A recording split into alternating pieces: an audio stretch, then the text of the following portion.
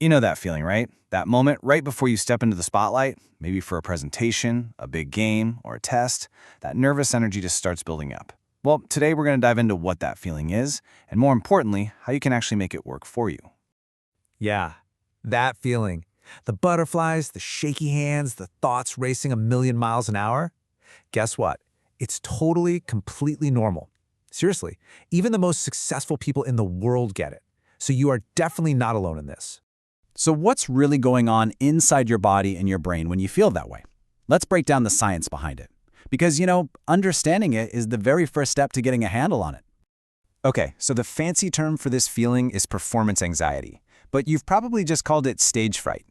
It's basically that worry that pops up when you know people are watching and you feel that pressure to do a good job. So what's the deal with this? Well, your brain pretty much slams this giant red action button. It floods your body with a hormone called adrenaline. See, your brain's ancient wiring can't really tell the difference between a quiet audience and, say, a saber-toothed tiger. So it just powers you up to either fight the threat or run away from it. This isn't a glitch. It's your body's way of getting you super alert and focused for what's coming next. And all those physical things you feel, the racing heart, the sweaty palms, that's just the adrenaline kicking in. Your heart's pumping more blood to your muscles, you're breathing faster to get more oxygen to your brain. So next time you feel that, just try to remember, okay, this is just my body getting ready for showtime. And let's be real, these moments pop up all the time at school, right?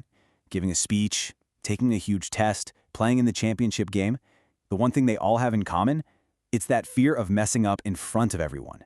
Figuring out what your personal triggers are, well, that's a game changer for getting ahead of the anxiety. All right, so we've talked about what your body does, but where does it all even start? Well, 9 times out of 10, it starts right up here, in your brain.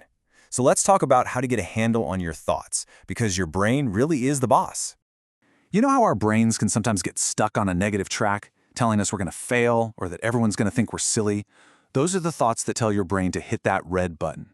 There's a technical term for it, cognitive distortion, but it just means your thoughts are kind of twisting reality. So the most important thing you can do is learn to question those thoughts. And this is a perfect example of how to do it. Instead of thinking, if I make one tiny mistake, it's all over, you can literally shift that inner voice. Tell yourself, hey, I've practiced, I'm prepared, it doesn't have to be perfect.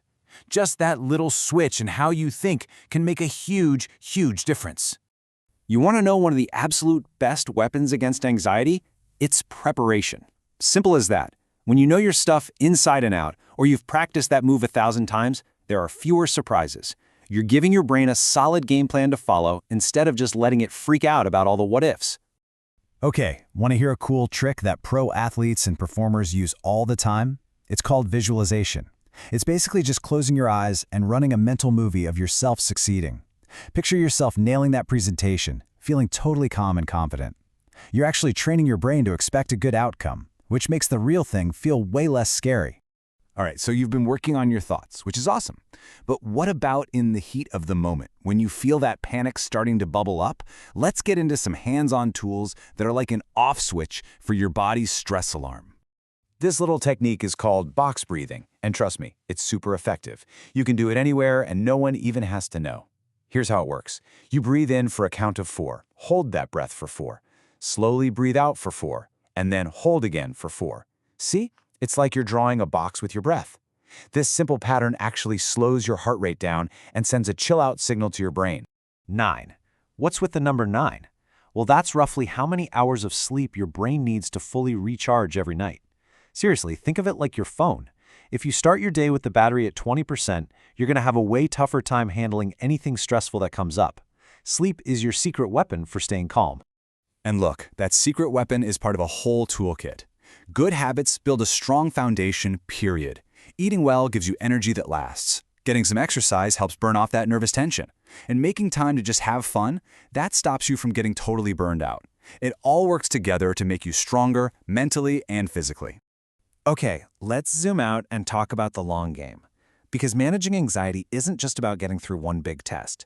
It's about building a mindset and a set of skills that'll help you face any challenge that life throws at you. This is so important. You have to change how you think about mistakes.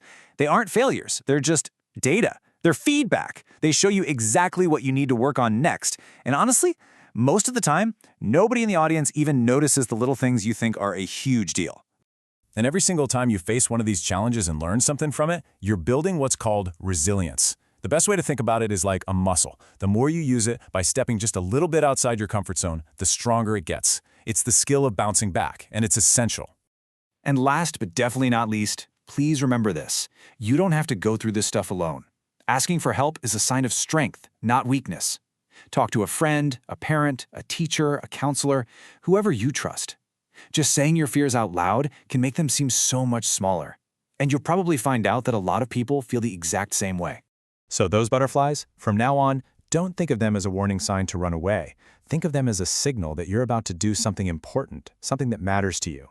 You've got the tools now. You know how to manage your mind and your body. So the only real question is, what challenge are you going to conquer next?